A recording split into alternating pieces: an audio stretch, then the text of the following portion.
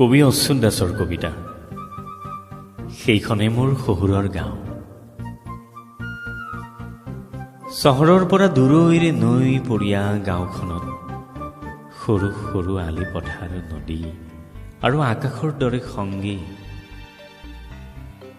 তেনে এটা চেচুকীয়া চুবুৰীৰ ঘৰে ঘৰে লাও কমৰা উৰহি গছত ক'ৰ পৰা উৰি আহে কপৌ কাউৰী শালিকা আৰু অলেখ পক্ষী।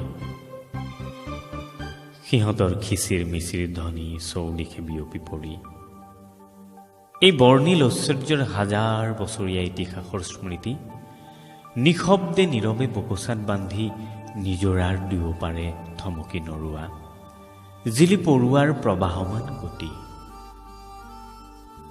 উৰুঙা উৰুঙা সন্ধিয়া পৰত আধা ফুলা শেৱালিৰ সুৱাসে নিয়ৰ সৰা দলিচান ঢাপলি মেৰি উদিত সূৰ্যৰ ৰং চাবলৈ বনৰ পক্ষীয়ে গালে উলাহৰ গান।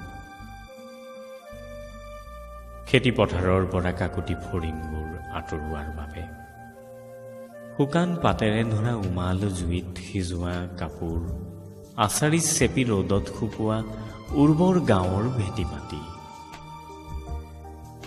জাৰণি জপহা বেতনিত এডালৰ পৰা আনডাল দুবৰি বনলৈ বগাই থকা কেটেঙা জোকে পথাৰৰ ছাগলী আৰু হালৰ গৰুৰ নাভি তেজ শুহি শুহি কুমজেলুকাৰ গা চুই পক্ষীৰ মাত শুনা লুংলুঙীয়া বাটত উমান লয় জোন জোনাকী গছ বিৰিখ চৰাই আৰু চিৰিকটিৰ। উৰি অহা চৰাইজাকৰ মাজৰ পৰা কণা বাদুলি হৈ ঘৰ সোমোৱা শালিকীহালৰ ঠোঁটত জিলিকি উঠে জোনাকত ঢৌ খেলা গাভৰুৰ চুলি।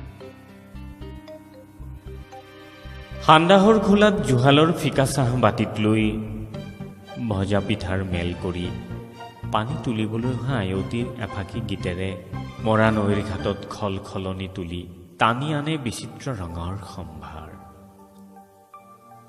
ঘিউ মৌ কুঁহিয়াৰতকৈ মিঠা আবেগৰ আচলেৰে সাৱতি তাঁতৰ পাতত সপোন ৰচি চেনেহেৰে বোৱাই বুকুৰ পজালৈ অহা অনামিকা জনীৰ ওঠৰ হাঁহি মুখত আধা ফুটা মান।